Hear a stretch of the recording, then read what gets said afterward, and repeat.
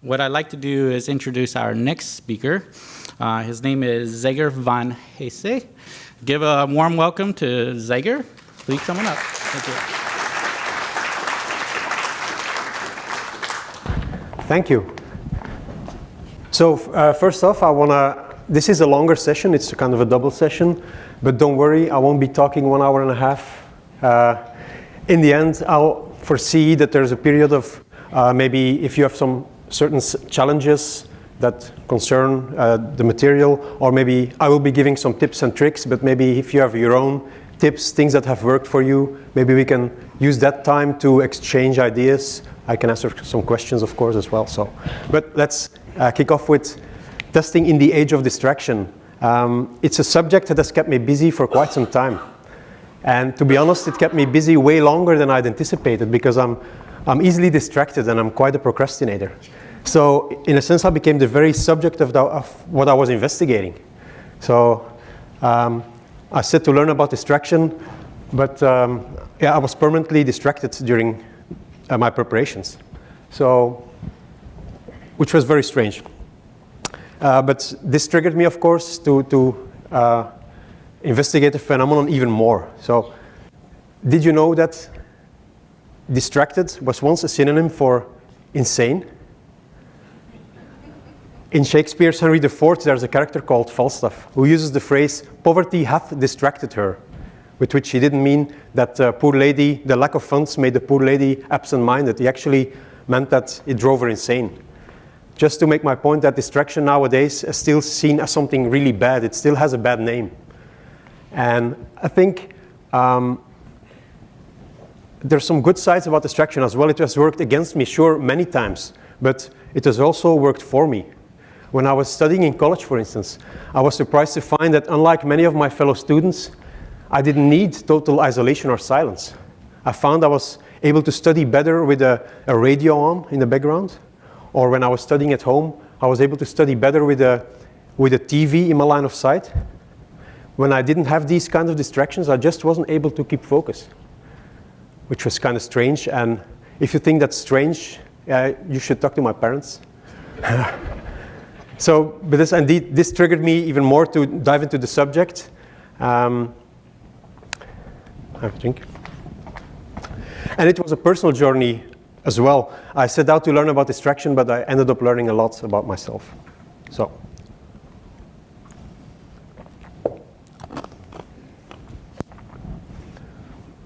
Imagine that there's a bank that every day deposits $86,400 onto your account.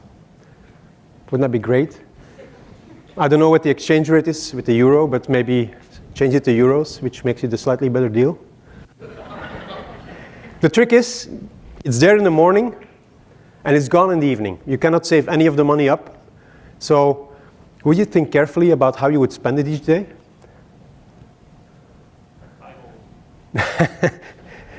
The thing is, we all have this account available to us, except it's not money we have, it's time. Every day we have 86,400 seconds in that day. They're there in the morning, they're gone in the evening. So, does that stress you out? Does that make you think of living differently? Can you feel the seconds blip away? Because they're blipping away at this very moment. And we cannot save any of these seconds up. But what you can do is use them wisely. And with wisely, I don't necessarily mean productively, because that's not possible, not all of the time. But what we can do is, during that period of time, manage to do those things that really matter to us. We want to be happy, of course. We want to be good parents, good friends, good partners. And on top of that, we probably want to excel professionally. We all want to become better testers, better developers, better coaches, better managers.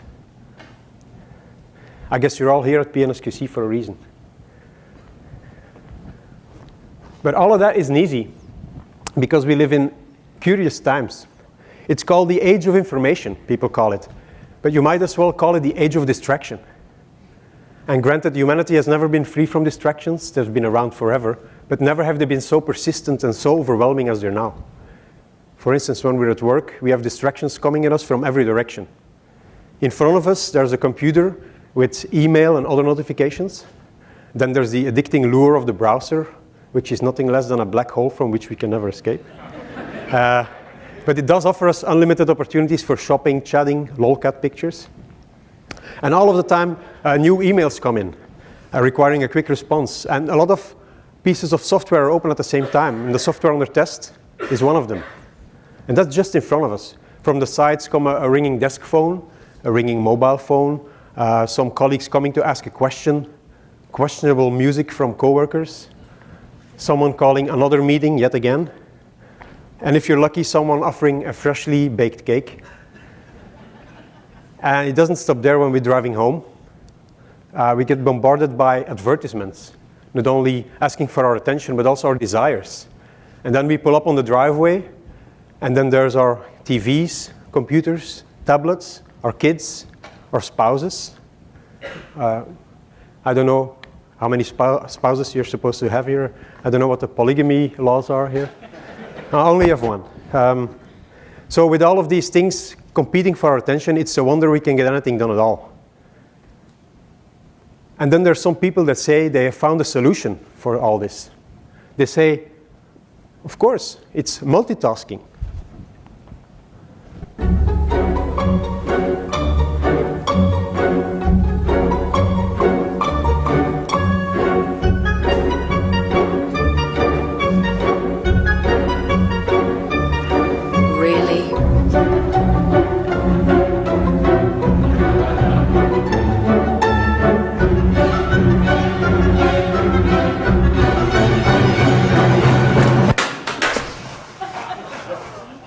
Really?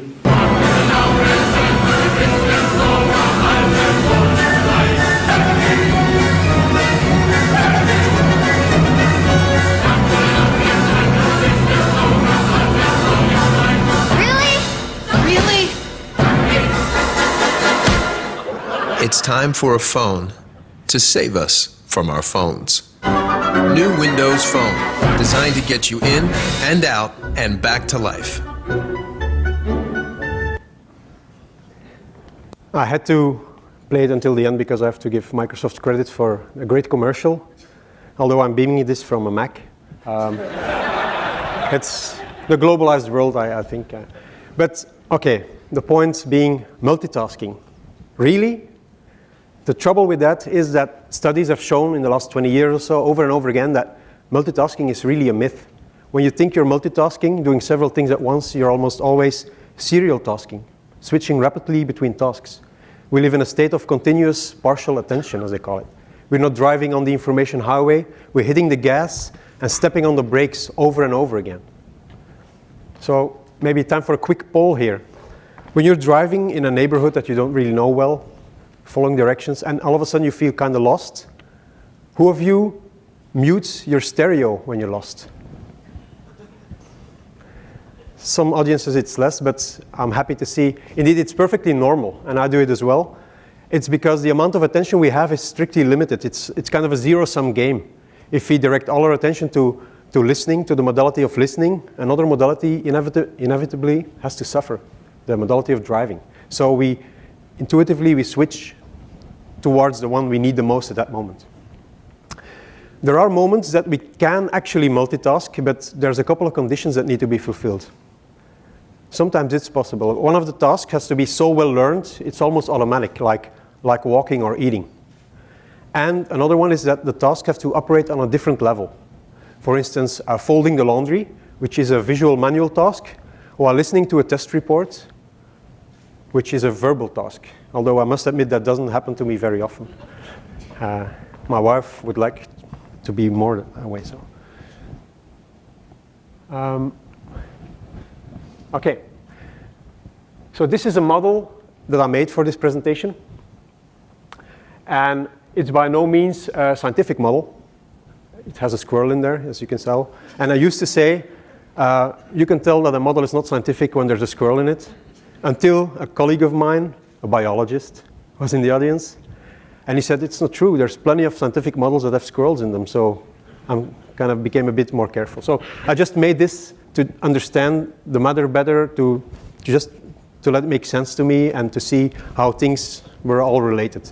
So as you can see, I'm going to talk about distractions and the causes of distraction, I'm going to talk about the types of distraction. I'm going to talk about how we can use distraction to focus, but also how we can use distraction to become more creative for defocus. I'm going to talk a bit about procrastination and talk about flow and how what all this means for testing. So this is a bit in a nutshell what I'm going to talk about. So distractions are all around us. But why is it a problem? Can't we just ignore them? It turns out it's not as simple as that. Because there's several factors. There's human factors, internal factors, and there's external factors, context factors, that cause us to be terminally distracted. First, I'm going to show you a couple of human factors. First off, humans are biologically wired to be distracted. When our ancestors were out hunting and the bush next to them rustled, the ones that didn't see the saber-toothed tiger coming at them, they're probably not our ancestors, I guess. Also, we are a daydreaming species. Studies from, I think it was from Harvard, have shown that people let their minds wander 47% of the time they're awake. 47% of the time. That's amazing, actually. And the only activity during which people reported that their minds were not distracted or that they were not daydreaming was during lovemaking. Apparently, we're able to focus on that, but it's not something we can do all day, of course. Or maybe some of you can. There's also a phenomenon called decision fatigue. We make a lot of decisions during the course of a day. But you cannot make decision after decision after decision without paying a biological price. And it's not the same as physical fatigue. You're not consciously aware of getting tired, but you become low on mental energy. With each decision that you take, the harder each one becomes for your brain. And in the end, your brain goes looking for shortcuts. You start behaving recklessly, and it becomes harder to resist urges. For instance, the urge to go check your Twitter, your Facebook, your messages, or the urge to go eat the contents of your fridge. And this is also the reason why they place candy at the counters in supermarkets, if you ever wondered why that is. Because by the time people get to the exit, they lost all their resistance because of all the choices they had to make in the aisles. Because what kind of cereal do I want? What kind of rice? What kind of donuts? These all small decisions that add up all of a sudden. So when you arrive at the counter, you're especially vulnerable with all your resistance gone. You're especially vulnerable for anything offering a quick hit of sugar.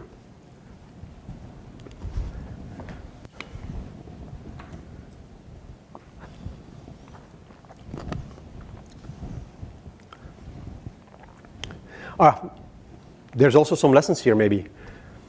Maybe you shouldn't be planning meetings, important meetings, back to back because of all the decisions you have to make, get more tired throughout the day. And maybe you should not really plan to make important decisions at the end of a day. Maybe you should take them earlier in the day. That's some of my tips I could give you. There's also something called, well, not something called, distractions are often quite addictive. Do you know what the most profitable part of a casino is? Any idea?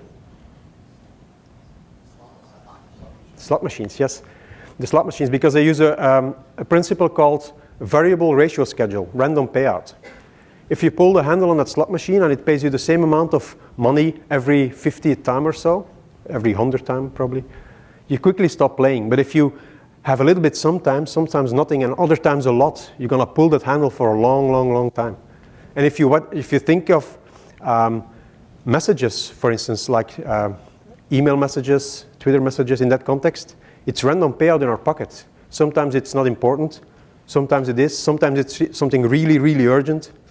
So it's random payout. It's the principle that's quite addictive to go check every time. It could be something really, really urgent. This is a very recent addition to this list. If you've seen the paper, it's probably not. It's not in the paper because I only came across this a couple of weeks ago. It's called the Zeigarnik effect, and it was named after Bulma Zeigarnik. She's a Russian psychologist, psychiatrist, and she developed her ideas on the phenomenon, the Zeigarnik effect, after she went to dinner with a group of her friends. It was a big group, and she noticed that the waiter who was standing their table, he had an incredible recall of all the orders. He remembered all the details of the orders. He was not taking any notes. And his orders were spot on, perfect, and also for the other tables. But from the moment they had paid, he wasn't able to recall any of the details anymore. They seemed to have evaporated from his memory.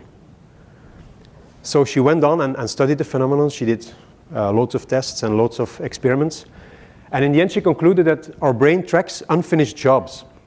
And they stay in our mind. And it tracks unfinished jobs, and it logs them in short-term memory until it considers them finished.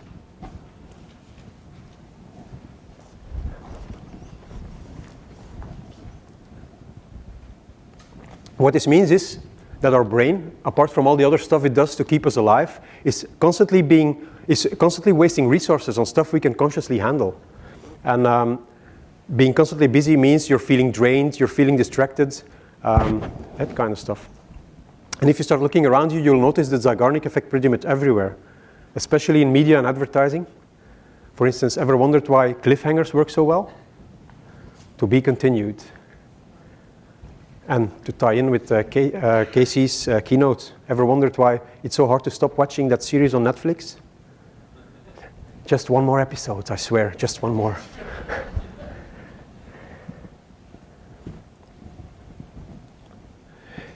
So these were internal factors. There's also context factors, external factors that cause us to be terminally distracted.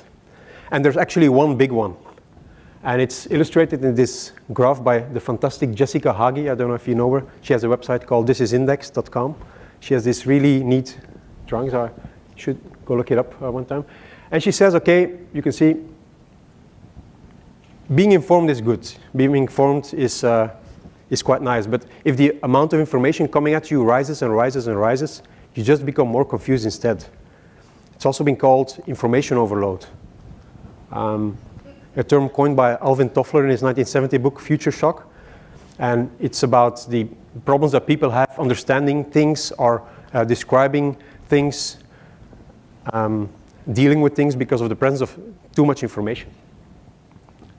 But actually, maybe I said it was an external factor, but maybe you can also call it a hidden internal factor. Maybe we shouldn't be blaming the information that's out there. Maybe it's not the information that's doing all the bad stuff. Maybe it's our filters. Maybe we're not able to filter out the stuff adequately. So maybe it's not information overload, it's filter failure. I stole that from Clay Shirky, which I don't know him, but I thought it was a good quote.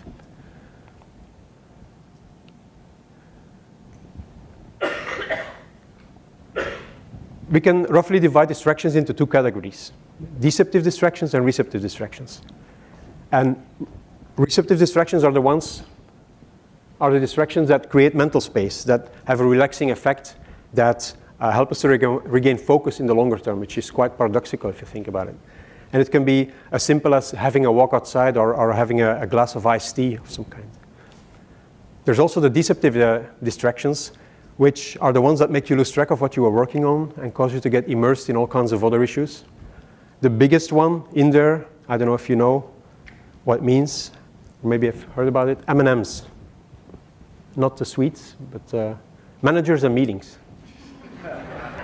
Big one. There's also emails, phone calls, the internet in general. And of course, this is highly person dependent. Some people really get renewed energy by watching, let's say, 20 variations of the Harlem Shake. It's quite personal, so you cannot really draw conclusions on that. But you could also say that the likelihood of distraction being receptive is tied to the fact whether it engages a different skill set than the thing you were working on. For instance, reading and writing code, which you were doing, and then switching to reading and writing blog posts, is almost always so similar, it's almost always deceptive.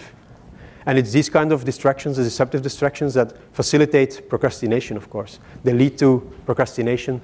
You get immersed in all kinds of other issues. So I want to talk about procrastination for a while. Does this look recognizable to some of you? In the face of a deadline, we get super productive. All of a sudden, we get the evening before even, and then we get it done just before midnight, and then say, I've done it again, yes. And you're really happy, but at the same time, you're drained. You're really tired. And it's not something that you can do over and over again. It's something that sometimes may work out, but it's not something, you're not designed to do it that way. It doesn't work that way.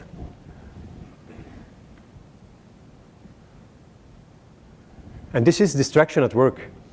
Because faced with a daunting task, anything else, everything else becomes super appealing. Cleaning the desk, well, yes, I have to do that. Otherwise, I cannot even start working. And yes, I have to sharpen my pencils before I can even start writing. And yes, honey, I know it's very, very important, but I need to mow the lawn first. I have to do it, and I don't even like to mow the lawn. Can you imagine? There's also a lot of misconceptions going around about procrastination. As you can see in the pie chart, a lot of people think that procrastination is being plain lazy. It's plain laziness, not accomplishing anything. But actually, you're doing lots of stuff while you're procrastinating, just not the stuff you're supposed to be doing at the moment, right? I also want to point out that there's a thin line between procrastination. That's why I indicated it as a thin line. I didn't know if you noticed. Between procrastination and defocus, and I will talk about defocus later on. But procrastination often leads to learning. A lot of our learning is a side effect of what we're doing. Not learning, not needed for the task at hand, maybe, no, but possibly helpful later on. This comes from James Bach's Secrets of a Buccaneer Scholar, which I found very, well, I could relate to that.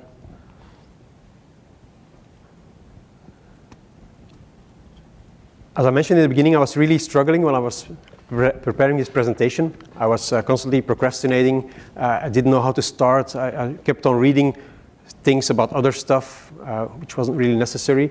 But at one point, I was even so desperate that I joined a Facebook group, a Facebook productivity group, which is kind of a silly thing, if you think about it.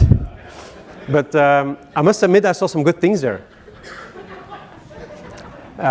They were mentioning, okay, if you procrastinate a lot, maybe you start taking notes and write down when you start procrastinating and why you're doing it.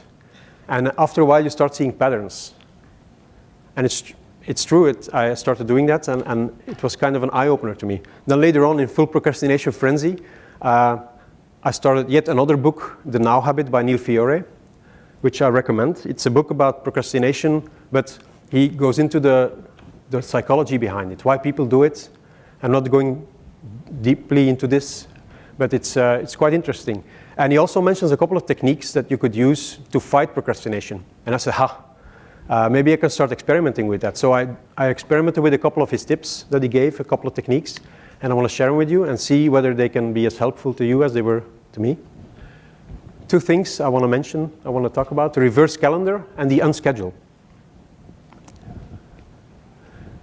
The reverse calendar is basically a backwards schedule. It's really simple. It's a backwards schedule of the task ahead. So you list with the thing you have to accomplish at the top, and then listing it backwards in time, you list all the things leading up to that, all the activities leading up to that you have to accomplish to get to that goal. So listing it on top helps to, and at first helps to keep the end goal in mind. And what it does is it forces you to split this big daunting block of tasks of a task, a monolithic task, into smaller, more achievable chunks of work. This is what was a simple listing word, what my reverse calendar looked like. And it turned out, it eased my mind, it eased my mind a great deal, because I saw there's plenty of time still to do all the stuff, so why am I so worried? So it calmed me down. And then I started playing with the unschedule. And what this is basically a week schedule, but with a twist. Instead of first indicating in a schedule all the things that you have to do, you start with listing up and putting all the things in your calendar that you want to do. First, social activities, play, hobbies, dinner with friends, that's social activities, all of those things. Of course, which is the things in blue here in this. And it's guilt-free play. I call it guilt-free play. The other things in there, of course, are things that you have to do as well, like commute to work, be at work as well, of course, during the day. But what I'm talking about is these two white blocks here at the bottom. Those were in the evening times that these were still open in the end. And then you can start planning all the things you have to do, things you have to work on, like working on my presentation, for instance. And what it does is it changes your mindset.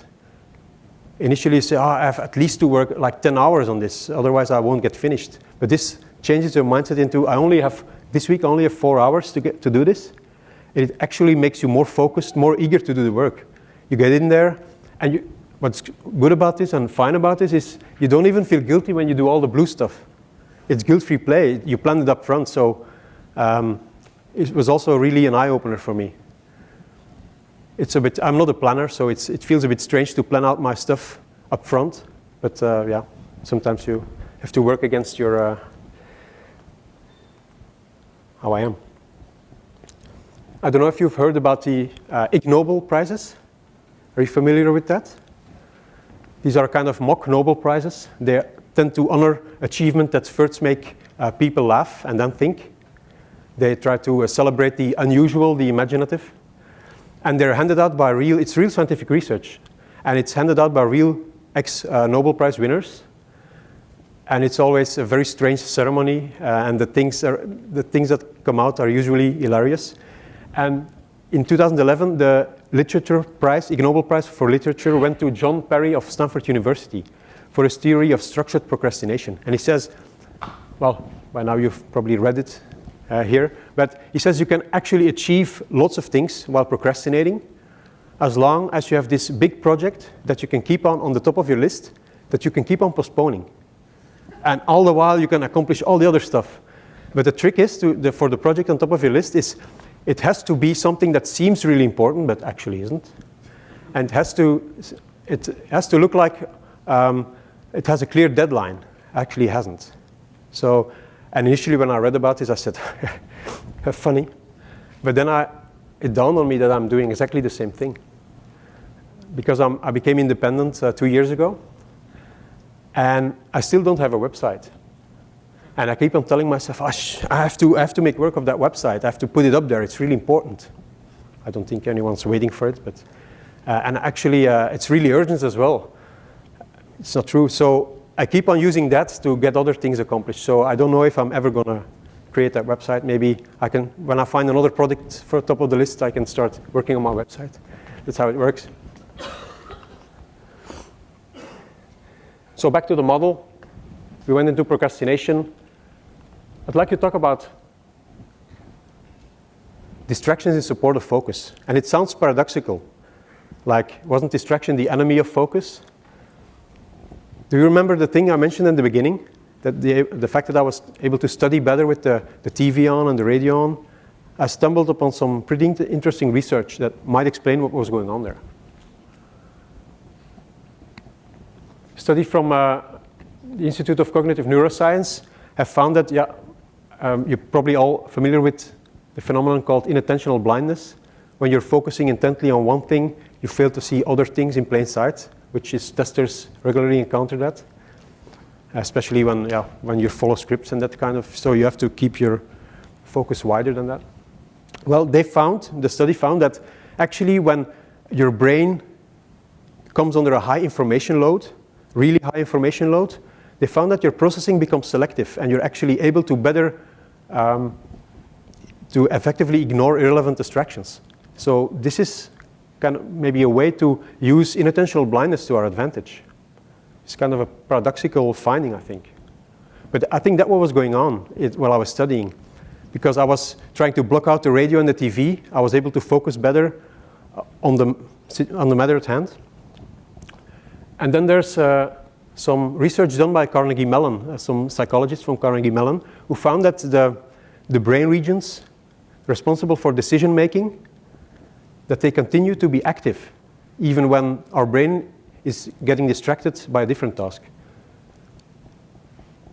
So, and the fascinating thing is that the participants in the study, they weren't even aware that their brains were still working on the previous problem where they were doing other stuff. So it's very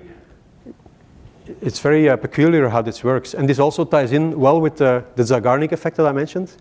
If you're being distracted constantly, your brain keeps track of all these things that you were working on, and it tries to finish them. So actually, this is also a positive effect of being distracted by many things. Once you start things, you tend to finish them as well. So if you want to beat procrastination as well, maybe just starting it might be enough to finish it more quickly. This is So there's some compelling work here to suggest that people make better decisions, at least when these decisions are complex, after periods of unconscious thinking. And, it's a kind of a counterintuitive finding, because it's typically we don't think about going and distracting yourself with, reciting a phone number as being something that's going to facilitate your decision making. But the argument here is that with complex decisions, a brief period of distraction where your brain can unconsciously process this information can be advantageous for your decision making. You could say, sure, this is about decision making, but if you step back and you look at it, what we're doing is really presenting people with novel information. So really, as psychologists, our excitement has been to say, this has less to do with decision making and more to do with how does our brain learn information. And in fact, there's some evidence to suggest that if I give you brand new information about 4 different cars, we can show after a period of unconscious processing that you've learned that information to be able to make a better decision. So really, it's about learning. I wanted to put that in because I like his enthusiasm. You can see that he's really enthusiastic about things that they found and the way that the brain works, which is also a topic that interests me quite a lot. So, okay, distractions in support of focus. Let's talk about focus now. I've been telling that distraction is often seen as the enemy of focus, and it is indeed if you're working on something that requires logical reasoning, logical thought. Because we have a kind of a working memory where we do our processing and our logical reasoning. And when we get distracted, that working memory is dumped, and it can take up to half an hour to get it back up to speed again. So here are some tips and tricks of things that I found useful to increase my ability to focus. First of all, I would say, okay, disconnect. Disconnect from the internet. And if you do that, maybe one pro tip I can give you is don't post and quit. Don't go posting updates on social media or whatever, and then quit, because you'll tend to go back. Maybe it's the Zeigarnik effect all over. You tend to go check on what you posted, if people reacted or not. Usually you need the internet while you're working, so it's probably not that handy. So if you're in that case, you might just turn off the temptations that distract you. And if you don't trust yourself to do that, which is often the case, in my case, there's some tools that do that for you, blocking tools. And I can show you quickly. It's a really simple stuff. For instance, the self-control app. It's an app on the Mac. See whether I can get it up here. It's like this ominous.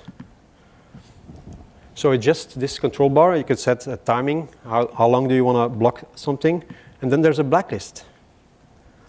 So no more dwelling on the PNSQC side. I decided to add Netflix to that list as well. Sorry for that. Almost never switch it on, Casey. It's no, really, it's a big source of distraction for me, but one that I enjoy fondly. I like it very much. So, and there's also a Chrome extension called Stay Focused that basically does the same thing. It blocks access to servers, to mail servers, that kind of stuff. You might also want to look into using multiple desktops. If you're working, like quarantine all the distractions on one desktop and work on another, the software under test on one and all the distractions on another. And if you're on a Windows machine, there's a piece of software called Virtual Win. But if you're on a Mac, you can use a built-in functionality called Spaces. I don't know if you're familiar with it. Again, I can show you. Here. No, not here. Like this. You can just create new desktops here. So, and then switch between desktops.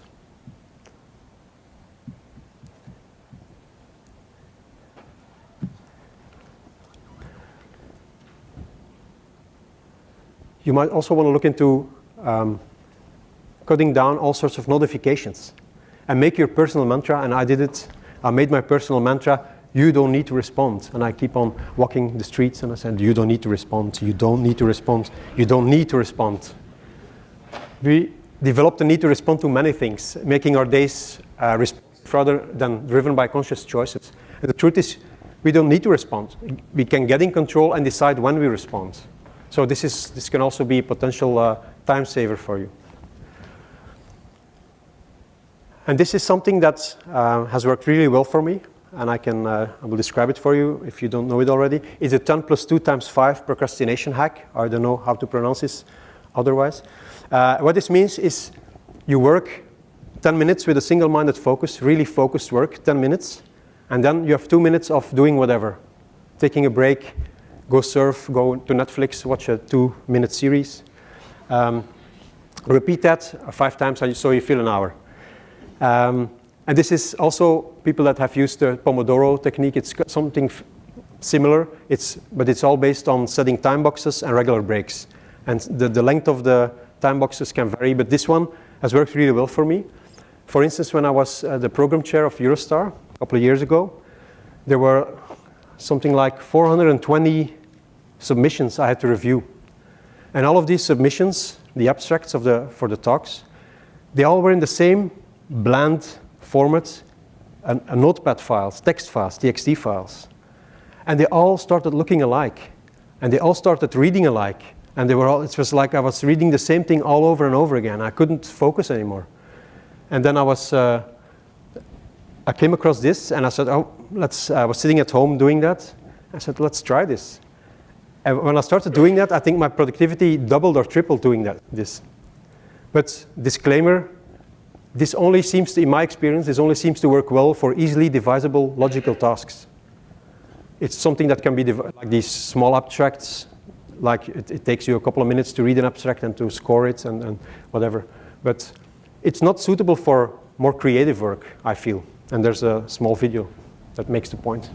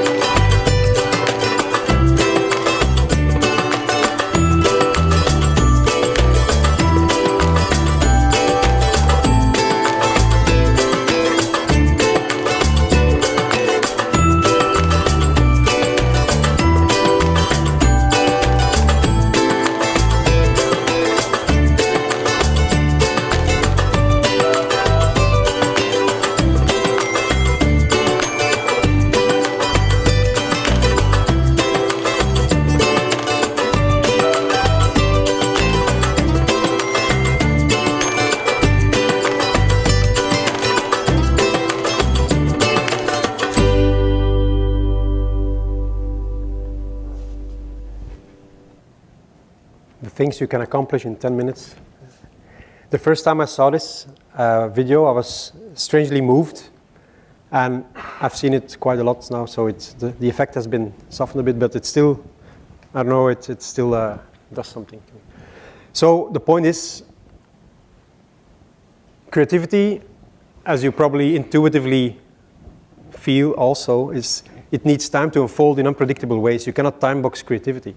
That's why, for instance, when you're doing test work, test sessions, exploratory test sessions, for instance, where you let your creativity guide you, your ideas guide you, you have to use longer time boxes than that. You cannot just go and set 10 minutes, 2-minute break, it doesn't work. So if you do such a session, test session, there's time boxing techniques out there, and they've been used for more than 10 years already. The most famous of them is session-based test management. It was coined by the Bach brothers. What it is a session, you have a session, the time box, and there's the charter, which is the mission for your time box, the charter of your test thing you're going to do in that period of time. And here are a couple of tips that I have for managing your your focus when you're in such a test session. First off, you have to block some time off. Let people know that you're going to be in a test session so they don't disturb you. If it's not possible to have somewhere where you can be on your own, maybe book a meeting room of some kind where you can do your testing. Also prepare upfront and set up and open up all the things that you'll need during the test session, like databases, tools, spreadsheets, the software itself. Make sure it's started up so you don't get distracted having to switch and going to open up things. Also, you can group features together to avoid context switching, which is also kind of and if I encounter defects or have questions, I don't go off and log them in the defect tracking system or go ask the question immediately. I just note them down, continue and address them later. So it keeps me focusing within that session. And this is a gem from Jerry Weinberg, one of his many.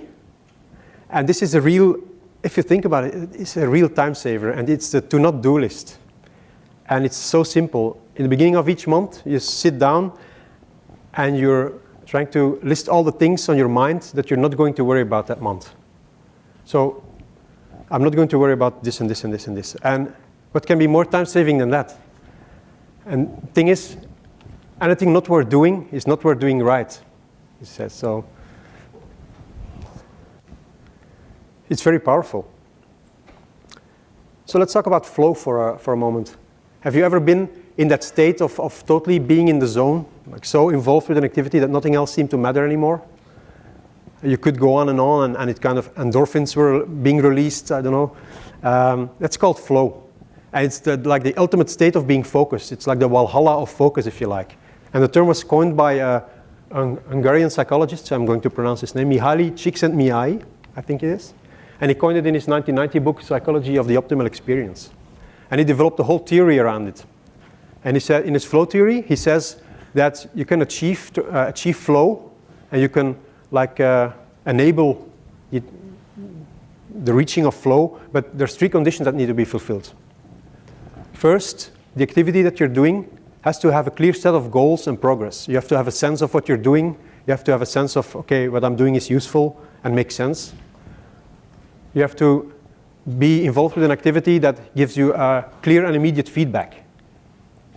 So you know if you're doing something that you're doing the right thing as well. And there is to be a good balance between the perceived difficulty of the task, and your own perceived abilities to do it. It all boils down to having the confidence that you're able to do the task. And it's all nice and all, but I started thinking about that. So how can we as testers try to achieve flow in our work? To be a clear set of goals and progress. While it can help if we add direction to our testing, set clear charters, create missions, create sessions with clear charters so to guide our testing, and also clear and immediate feedback. Well, if you're testing in an exploratory fashion, which is one of my pet peeves, one of the characteristics of exploratory testing is immediate feedback. You design a theory in your head, you try it out, you immediately have feedback about whether your idea was any good or not, and you can work from there. So, in fact, if you're working in that fashion, it's maybe easier to achieve flow. And then the good balance between challenges and skills, if you look at the graph here, so the higher your skill set, the higher your confidence that you're able to do stuff, the higher the chance of achieving flow. So, kind of seems, work on your skills, try to develop your skills as much as possible. But then again, in his flow theory, Csikszentmihalyi also says that in order to achieve flow, we must be able to suspend our critical abilities for a while. When I read that, I said, wait a minute. Suspend our critical abilities? What happens when testers suspend their critical abilities? I think we start missing things if we do that. And also, beware of the opiate of expertise, because it can feel really good to do things that you're good at. It gives you this warm, fuzzy feeling. But you're not accomplishing new things when you do that. If you stay in your comfort zone, it's very cozy indeed, but Nothing new ever grows in a comfort zone. So sometimes to make progress, we have to step out of there and try new stuff and do sometimes things that we're not really familiar with.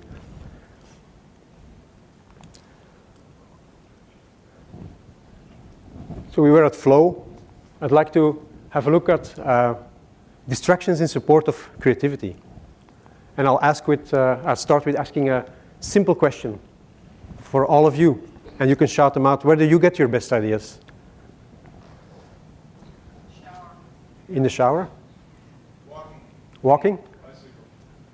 Riding a bicycle? Driving the car? Excuse me? Listening to music? Staying up late at night. All the insights all of a sudden come. Have the same thing. Is that coupled with beer or not? Or no? Meditating. Yoga, which is in the same line. I get my best ideas while running. I'm a runner. And while driving in the car, when commuting in the car. And I think it's something to do with that monotony of the buzz of the wheels and I phase out and all of a sudden ideas come. It's really strange. But the thing is, my point is that ideas typically don't occur when you're focused on tasks. Ideas occur and appear when your mind starts wandering. And you could say that mind wandering promotes creativity. It's unconstrained, can go anywhere. It's a perfect condition for creative thought. And studies have found that daydreaming, mind wandering, serves the same function as night dreaming to facilitate bursts of creative insight. So don't be ashamed if you're not daydreaming, you're just thinking of creative stuff. No problem. I don't know if you know Steven Johnson. He has a TED Talk called Where Good Ideas Come From. He also has a book with the same name. And in that TED Talk, he mentions that good ideas come from combining your hunch with someone else's hunch, your idea with someone else's idea. And to do that, you have to place yourself in an environment that fosters good collaboration. And historically, he says he saw that happen in coffee houses, where scientists would start meeting up. When the first coffee houses came into existence, scientists would start meeting up there and discuss their ideas. Previously, there was not yet a forum, I think, for them to start talking with one another. And he claims that there were a lot of advances in science came forth from that. Nowadays, while the internet is a big source of distraction, it can be a big source of distraction, it's also a fantastic collaborative environment. So we can use that as well. And a couple of tips here. I just want to focus on Twitter because I use that one most, but it goes for all the others. For instance, if you use Twitter, you can use the social aspect. You can use it to virtually attend conferences. If you follow the hashtag, you can follow what's being presented. You can see all the screenshots, people doing quotes, but you can also mingle in the discussions and you can start asking questions. Some conferences even do Q&A from Twitter and saying, okay, this is a question from Twitter. So you can get involved as well. You can use Twitter as a sounding board for new ideas. If you have blog posts, articles that you wrote, even if you only have 10 followers or so, you can, if you use the right hashtag, software testing or testing, it will be picked up by people and what I feel is the community is really a supportive community, and if you ask a question, a genuine question, people will start helping you. It also facilitates connection in real life. I was introduced, during the introduction, it says that I was a founding member of DOOT, the Dutch Exploratory Workshop on Testing. And actually, it's a group of people. We meet up regularly to discuss testing. But first, things started on Twitter. We started discussing, wow, I'd like to meet up and talk to some peers. And okay, let's make something happen. And people were discussing back and forth. And then the workshop, we started with the workshop. So it wouldn't have happened if there were no Twitter. This was the social aspect, but you can also use Twitter during your testing. You can use Twitter as a source of test ideas. As to see, I'm going to attempt something wild now. It's the first time I do this. To use actually the internet during a presentation. Is that a good idea? So you can use Twitter, and also, there was a picture up there from Pradeep Soundararajan, an Indian tester. He now founded Mulia, is no longer testing anymore. And he first coined the term Twitter-driven exploratory testing. And I saw that at the ERDEF conference, a developer conference in Sweden. And he did a live demo as well. And he put up the hashtag of an Indian rail company. And he combined that with a hashtag fail, or a negative smiley, or a 4-letter word. So he went looking for emotions. So the service being delivered, the company, and emotions. And he combined it in his search. And out came like a series of people complaining about certain features, about the UX of, you can use it as a tester, you can start using that to get ideas. Well, it's ideas from production, but they can give you ideas as well. So I was now wondering, let's try it here and see what happens. For instance, iOS 9 came out. We can maybe try and see whether we can find something, iOS 9 and the fail. Say I'm supposed to test iOS 9 even after it's released, but come and see what happens. Let's see. Okay, slower, jumpier, black screen bug when opening apps, including native apps, major failure. YouTube app couldn't be any worse. Did Apple actually test iOS 9? Damn it, Twitter latest update is a battery killer. So apparently battery problems as well. UX problems, the bar with the addressees being displayed over the text. Strange. Anyone seen these errors on iOS? No indication of battery or carrier. Interesting. This is an interesting one. Apparently all the hairdos are blonde, all the people.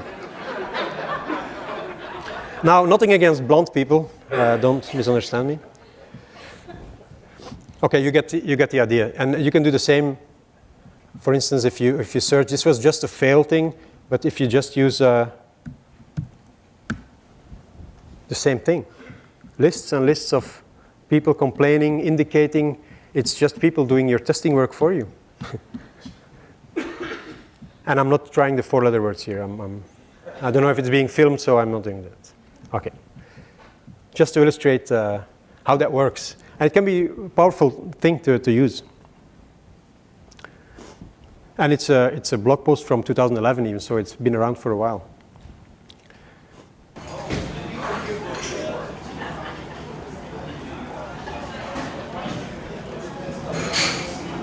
You hear that? That's ambient noise.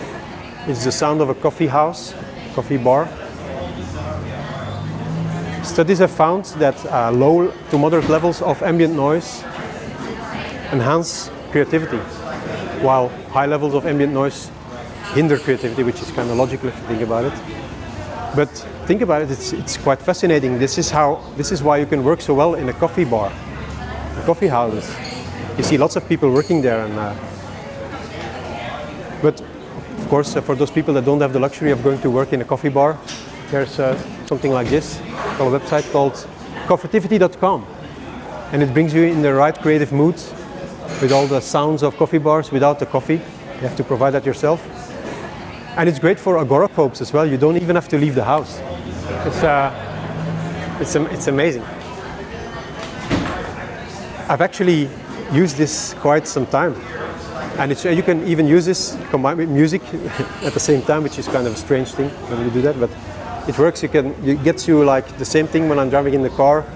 I zone out and all of a sudden ideas start coming to me. It's strange, but it works. Give it a go, I would say. So, defocus. Defocusing. Defocusing is a natural reflex for us. And it's often fed by distractions. I mentioned that before. And, but in the end, this defocusing leads to being more focused in the longer term, which is also kind of paradoxical. But still, a lot of people look down upon defocusing. They think they think that being focused is the only way to solve problems, to achieve things. But that actually means working on something is being focused on something. But if you look at professional athletes, for instance, and this is Paula Radcliffe, marathon runner from the UK. If you look at training schedules from athletes, you'll see that they have days of rest built in their training scheme. They need, of course, these days of rest to let their muscles recuperate and come out stronger. But is it such a crazy idea that I'd like to call us knowledge workers, that we as knowledge workers take rest as well to let our brains recuperate and to rejuvenate our thinking? I think maybe, and it's not as widely accepted, but I think we should try to make a case for that. And this is very important when trying to solving complex problems. As I mentioned, people say, okay, you have to solve this problem, work on it, focus on it, study it carefully. But the thing is, and the paradoxical thing is, if you really need creativity to solve major problems, your brains work best when they're defocused, in a defocused state. When you need creativity, you need defocus. Creative thinking needs defocus. And there's a lesson learned in here for me, and that is that knowledge work doesn't always look like work. Don't be deceived by the appearance of work. And I learned this the hard way when I was at the customer site, and there was this one guy who was constantly going outside to have with his coffee and to have a smoke, like 10 to 15 times a day. He was outside, passed by, and he was standing there outside on his own often. And when I was joking to one of the other colleagues there, and I said, he's probably not going to be the employee of the month, is he? And they were kind of, no, that's the creative mastermind of the whole thing. He needs to go outside. That's where he does his thinking. I said, oh, Dinu, I didn't, so I'll never make that mistake again. So sometimes there's more to it than you think. People standing outside having a coffee might be doing real work. Sometimes they might not be doing real work. It's hard to tell.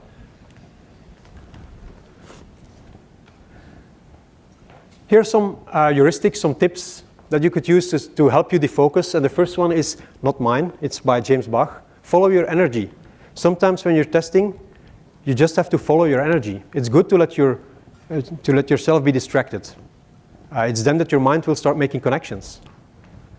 And he calls this follow your energy, but he says in order to be more in control of your learning, when you do that, maybe you can combine it with something he called the long leash heuristic. Try to, if your mind drifts off, try to keep it on a leash. Like be in control that you're drifting off, but remind yourself every once in a while, this is not your main mission, pull back and get on track again. If you're able to do that, I don't think it's very easy to accomplish, but if you're aware that you're doing it, you can accomplish it. The second one is one that I coined myself, the get a coffee heuristic. I haven't seen it being picked up by many people, alas, so I'm pushing it again here. Get a coffee. At the customer I'm working at now, at the project I'm working at now even, I came across some crashes that were very hard to reproduce. And I was looking at them and I was not seeing any, I couldn't make them appear when I wanted them to appear. And after a while I started noticing, wait a minute, the frequency it seems to be higher in the afternoon, right after lunch. And sometimes when I was gone for meetings, they started appearing and I said, it's probably timing related. And they appeared afterwards, they appear to be timing related, not related to anything done in the GUI. And then I start using this heuristic. I say, get a coffee. It works wonders for timing related bugs. If you take a break, sometimes things turn up when you take breaks, but also it works wonders for bug finding as well, because fresh eyes find failure.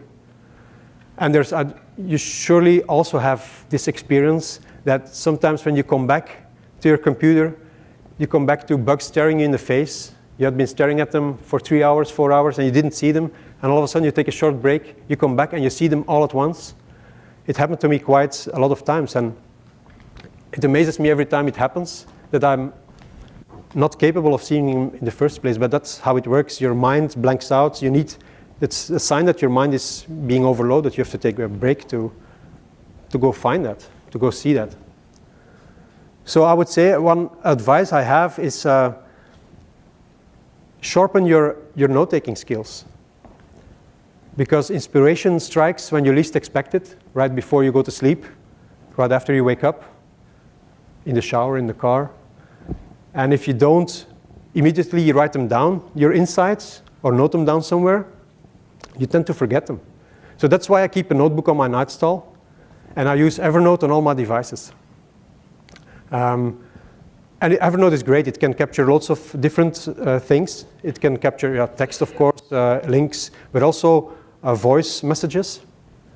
And what I do when I get ideas while I'm in the car or while I'm running, all of a sudden, I don't wait anymore until I'm finished, because usually I forget about it. So I stop and I just use the voice recorder function on my phone, and I just quickly record what I was thinking of and continue my run. And afterwards I mail it to Evernote, or I just put it in text what I was thinking about.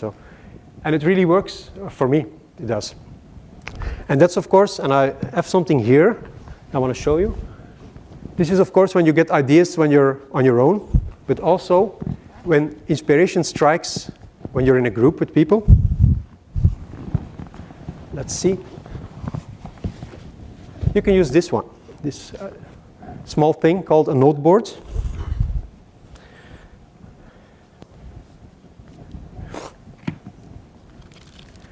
What it is, it's a foldable pocket whiteboard. And the pen is included, and it's an eraser as well. The intention is that you erase it with the cloth thing, and it works. And it was, I think it was it was made by Robin Thomas, a guy that now owns noteboard.com. And he invented it because he was in need, when he was hitchhiking across the US, he was in need of a reusable sign. So that's where he got his idea of a reusable foldable pocket noteboard. So I will be throwing some in the audience, which is something I like to do at the end. So I have 2 of them with me. So if you stick around until the end, you might catch a noteboard. I don't know if I'm in shorts, whether when I hit someone in the face with it. Well, let's see afterwards. So let's deal with that when that happens. Also, all my ideas in Evernote, what this is, Stephen Johnson calls this a spark file. Spark file meaning all your half-baked ideas in one place. A repository of all your ideas, unfinished ones. And the trick is, he says, of a spark file is to reread the stack every 3 or 4 months. Go through the spark file and just read what's in there. And all of a sudden you start making new connections. And things that you didn't see, relationships that you didn't see before, start appearing all of a sudden. It's weird how it works, but it works that way. And I've benefited from that as well. I was mentioning before the Zeigarnik effect, that you're constantly tracking, unconsciously, you're constantly tracking things that are on your mind. I forgot to say that. I wanted to leave you with a cliffhanger at that point to say, well, how can we deal with the Zeigarnik effect? I'll talk about that later. I forgot. No. And I said, okay, I'm leaving you with a cliffhanger here. Now, this is the resolution of the cliffhanger. Here it is. You can deal with the Zeigarnik effect by taking notes. Note-taking is, in fact, a form of creating an exobrain. You're externalizing your brain functions. So if there are things on your mind that you're constantly processing and grinding, the things that are grinding in your head, once you write them down, your mind stops worrying about it. So you have written it down somewhere else in your exobrain. So that's a way to deal with that. Also, another tip is to work with your circadian rhythm, and it's your internal biological clock. And it seems like common sense, but I don't see that very often. Don't schedule like a doctor appointment in your peak work time when you're in full force, but don't go make important decisions when you're working only on one cylinder.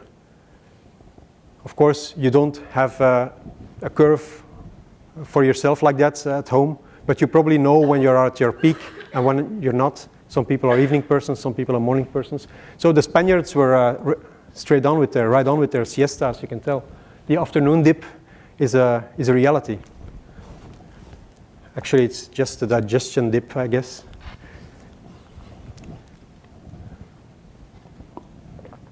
I mentioned before the importance of taking guilt-free breaks. So in order to be productive, you have to take breaks so you can come back and be more creative. But the drawback, the disadvantage of that, if you take a break, you have to get back to work at some point. And you also have to overcome some resistance to starting again. It's not that you can restore your working stack from backup.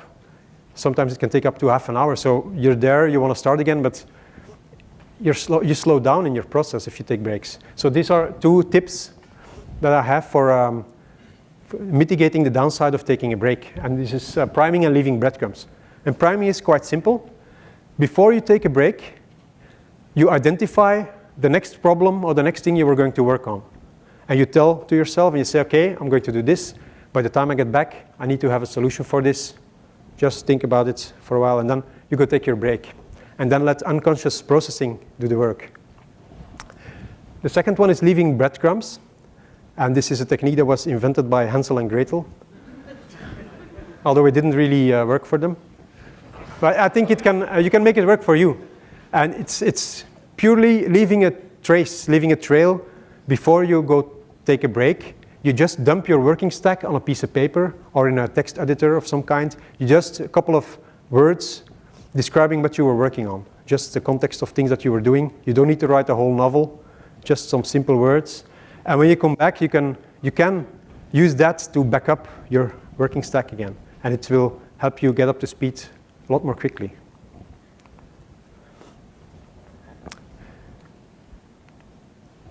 So we're approaching the conclusion and the end of the thing. What does this mean for testing? In a blog post, I think a year and a half old or 2 years old, from John Stevenson, a UK tester. He was looking at 2 types of thinking, critical thinking and creative thinking, and which kind of thinking, which style of thinking to use in which testing activity. And it was just a thought exercise. So in which activity do I use what kind of thinking? So critical thinking is thinking about thinking with the intention of avoiding being fooled. It's like convergent, it brings ideas together, while creative thinking is like thinking up of new ideas. It's divergent, it goes in different directions. And what he found and what he came up with is that we need both styles of thinking in most of our testing efforts, which was to be expected, of course, but some activities are more heavy on the critical thinking, like reviews and analysis of some kind, while other activities are more heavy on the creative thinking. For instance, when you have to come up with test ideas, when you have to come up with ways to report on your progress or ways to visualize things, reporting, that kind of stuff. While activities like exploratory text execution need a good mix of both to be done well. And the point of this diagram, and the point I would like to make, is that the switching of your focus, that the managing of your focus is a very important skill in testing, I think. In order to test effectively, you need to be able to switch between critical thinking and creative thinking. And it maps, strangely enough, it maps quite well. When you need to think critically, you have to be focused. When you need to think creatively, you need to embrace the focus.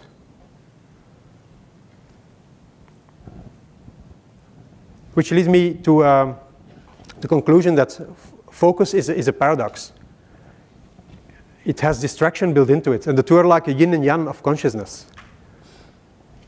And since distractions are unavoidable and all around us, and we cannot really go without them, so why don't we try to harness the power of distraction rather than try to abandon it? And that's what I consciously started doing the last year and a half. It has changed the way I handle things. For instance, I think before I start something, I think about the nature of activities I'm trying to accomplish. For things that need critical thinking, I make sure I set time boxes and regular breaks, and I disconnect. For things that need creative thinking, I make sure I'm connected and distractible. You never know what happens when you're distracted. New ideas might come up. When you come back, you might see new stuff. Also, I started making more use of unconscious processing. So I no longer dive headfirst in a problem when I'm confronted with a problem. Usually it's, let's go in there, let's do this, and you start looking at it. Now I just briefly look at it, read up on it, and then decide to unwind and do something else. And by the time you get back, you're more armed to deal with it, I found. I'm more armed to deal with it. Maybe it works for other people differently, I don't know. And also procrastination used to scare me a lot because I did it all of the time. But I've now a bit more knowledge about things like that. So I started using it to my advantage, also because of the structured procrastination thing. So this was a bit my story I wanted to tell. I don't know how much time there is left. So I want to invite you, if you have any questions or remarks, but also if you have tips for yourself or things that you struggle with, challenges, get them out there. Maybe I can answer them, or maybe if you have tips, you can share them with other people. There's something that's...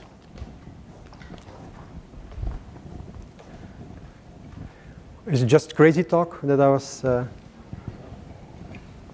Okay, yes? We switched, a couple of years ago, we switched to Scrum. It's a Kanban. I call it ADD, task management. So the biggest problem that I face is that everybody wants immediate answers. So it's like, so somebody mentioned in here, working late at night.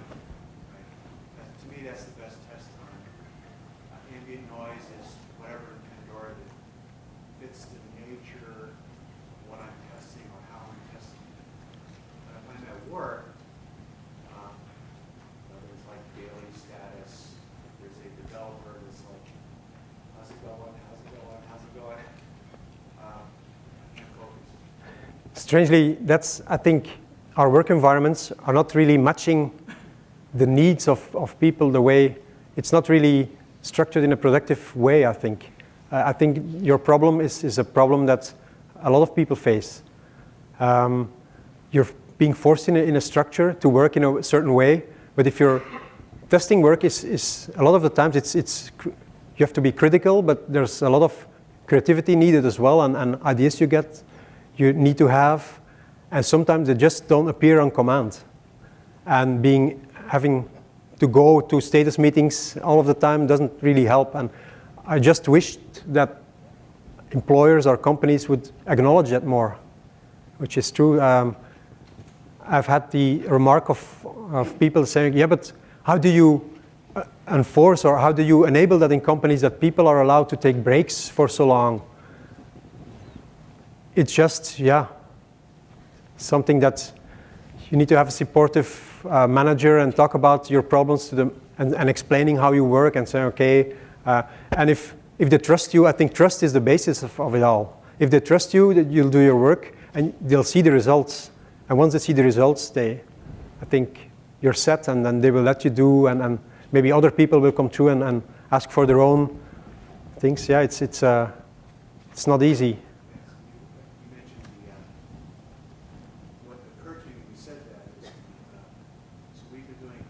I've been on a Kanban team for 9 months.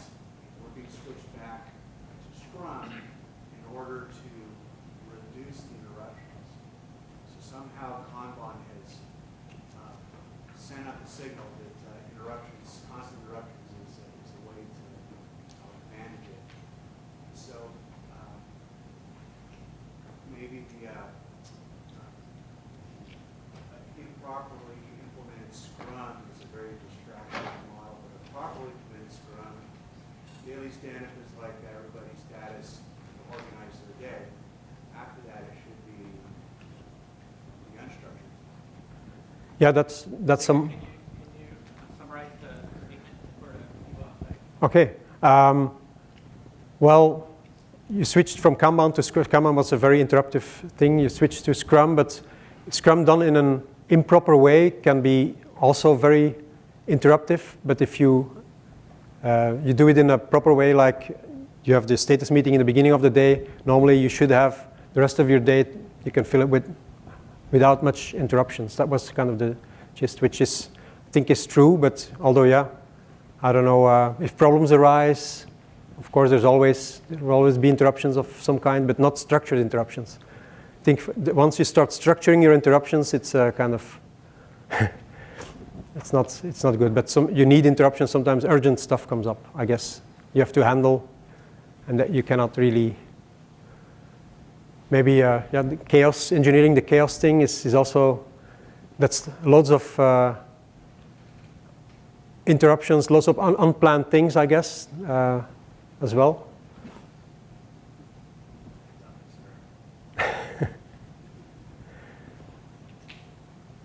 Yes.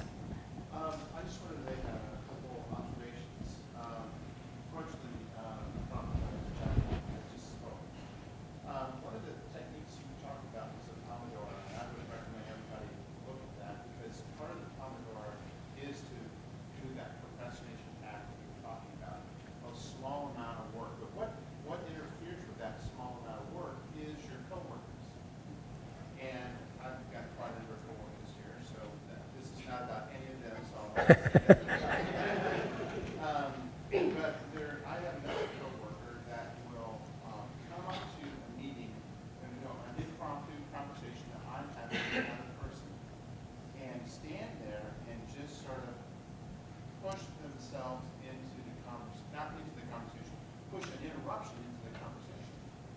So because they want something that either one of us has, I have, or this other person has. And what I realized, and this is the point I want you to take away, is that I enabled that interruption. If I turn to that person and say, oh, what do you need? Or the other person I talk to says, what do you need? We just disconnected our flow of thought and allowed this other person to actually interrupt our train of thought. And usually, it is traumatic. It's like it's the end of my conversation, and they go off and have their thing, and so I now have a big contact solution. So here's where it comes around to the person.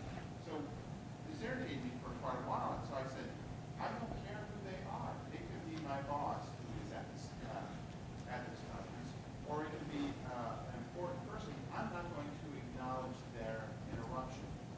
And in the case of this one particular coworker, you could see how they got real frustrated, but after a while, they started changing their behavior. When they came around and saw that I was involved in the conversation, they were there for maybe a few seconds and then gone.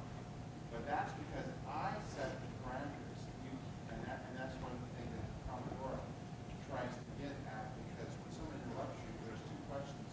Or one question you're supposed to ask them is, I need to resolve this now? Can I get back to you in 20 minutes? 90% of the time, people say, yes, you'll be back in 20 minutes. I keep my flow. I get my little procrastination act done, my amount of time. And during that break, I go talk. So, how to summarize that in... No, just rephrasing. When you work in a Pomodoro, working in the time boxes, can help, of course, to be focused. But if you enable to be distracted by other people, if you don't give the message like, oh, you can distract me anytime, people will interrupt you and you will constantly be doing other stuff. So what you need to do is give strong signals that you're actually involved in some. Usually I've done it in the past. Nowadays it's no longer needed. What I did was, when I'm in a test session, I put some kind of token on top of my computer, like a honey badger. And people know, okay, I'm not going to mess with the honey badger, he's testing.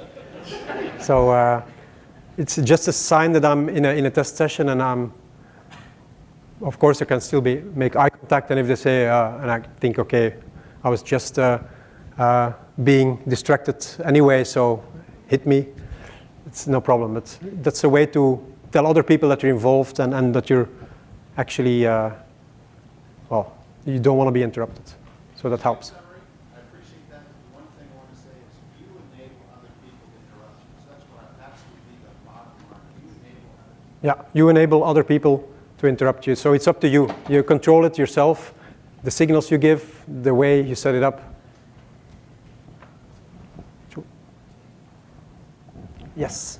There's an anecdote that Thomas Edison would take frequent naps in a reclining chair on a metal plate and holding a heavy ball in each hand, a heavy metal ball, and that he would pursue this state of wakefulness, non-wakefulness, allowing his unconscious mind to work. And just as he's tipping back and falling asleep, he would drop the balls and he would be startled back to... It's then that you start taking notes. So you have to recall that Thomas Edison used the technique in a chair with metal balls, and when he fell asleep or was dozing off, the metal balls fell, but then he was in a like in between waking and it's there where the unconscious things happen. So actually a good, I didn't hear that, thank you.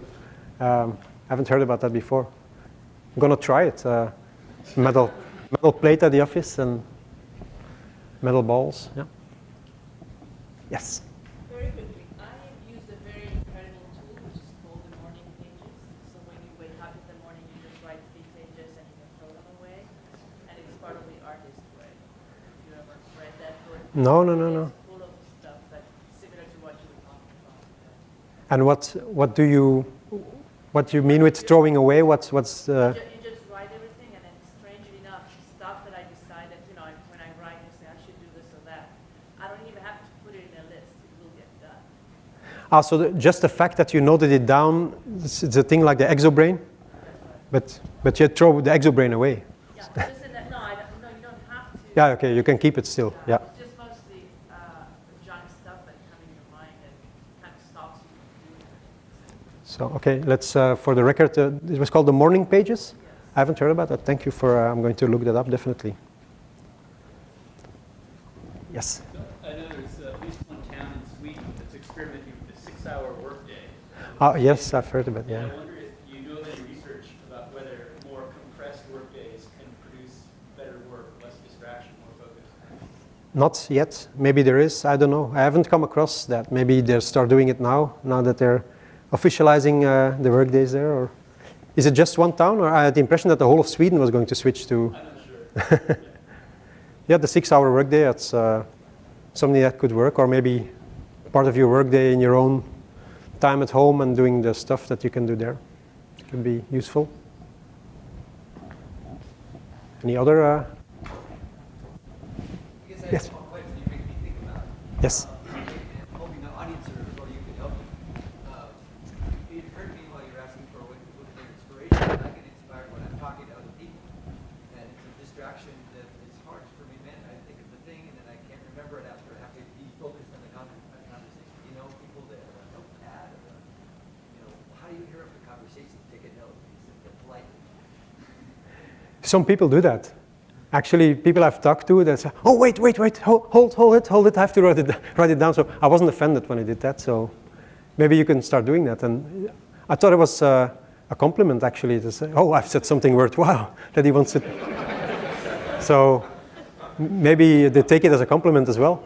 But you have to have like a noting with you, or maybe Evernote or some kind. Yeah, well, I think. That's true, yeah. People get ideas from talking to one another, and it's also one point that you have to be able to take notes before you, if there's a lot of information going back and forth, you'll miss things, yeah. It means my mind is wandering when I'm talking. You could also start recording conversations, but I don't know if the person you're talking to would appreciate that you're recording their train of thoughts, I don't know. Any other? Anyway, I'll be around for the rest of the conference, so if you have ideas or remarks or some kind, I'll gladly address them.